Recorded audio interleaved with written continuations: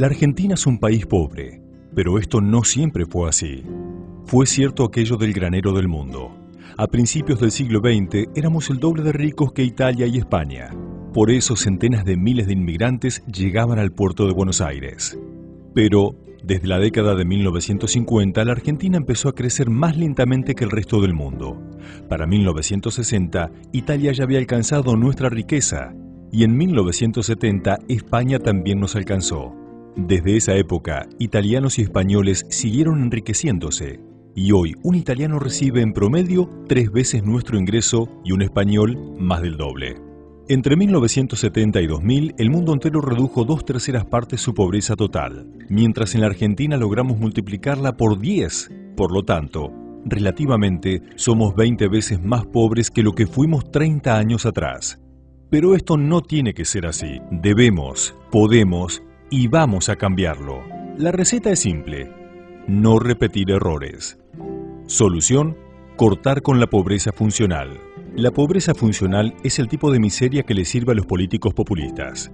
Por ello, desde la década del 50, Argentina exacerbó la doctrina de que la necesidad crea derechos, distorsionando el natural sentido individual solidario para transformarlo en un aparato burocrático más. Así se funda la doctrina de los necesitados, quienes tienen derecho a exigir una indemnización por parte de la sociedad y a elegir a quiénes sacarle gran parte de su salario, rentas o incluso depósitos o ahorros acumulados, fomentando la cultura del menor esfuerzo.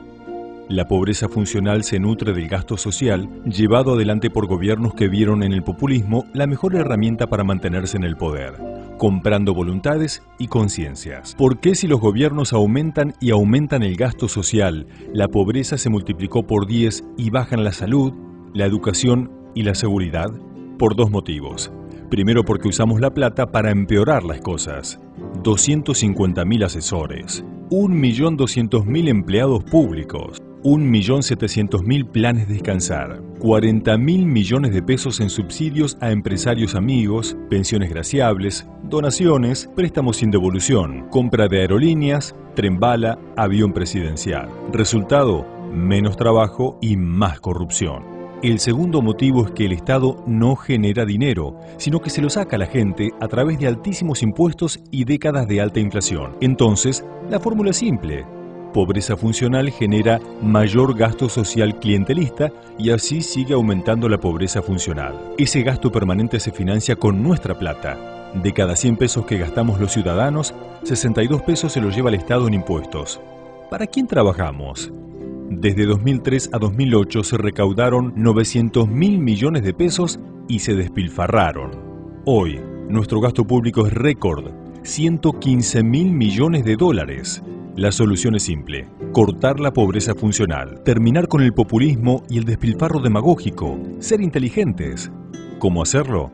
Una alternativa sería gastar 1/3 de la recaudación, 100.000 millones de dólares, de la siguiente forma: 2.700.000 casas para 10 millones de habitantes, lo cual eliminaría todas las villas miserias del país. Costo: 80 millones de dólares, 10.000 kilómetros de autopistas para unir a todas las provincias. Costo: 18.000 millones de dólares, mejorar la educación brindando 11 millones de notebook e internet Wi-Fi para todos los alumnos. Costo: 1.500 millones de dólares. Se recuperan 88 millones de dólares mensuales para construir un hospital por mes. El resultado: la creación de 1,5 millones de empleos privados. Otra alternativa sería eliminar impuestos distorsivos, devolviéndole 50.000 millones de dólares a la gente que paga sus impuestos. Reducir la deuda en 50.000 millones de dólares. Resultado: crecimiento rápido sustentable, una explosión de inversiones privadas, la reaparición del crédito para la construcción y la pulverización de la pobreza a medida que se crean 2 millones de puestos de trabajo. No se trata de el plan, sino de planear para acabar con el negocio de la pobreza funcional y el despilfarro. Soñemos con un país donde los más capaces lleguen al gobierno, donde tengamos justicia con mayúsculas, un país más equitativo, abierto al mundo, con ciudadanos libres que busquen su felicidad sin esperar que las soluciones vengan del Estado. Cambiar no es solo posible, es inevitable.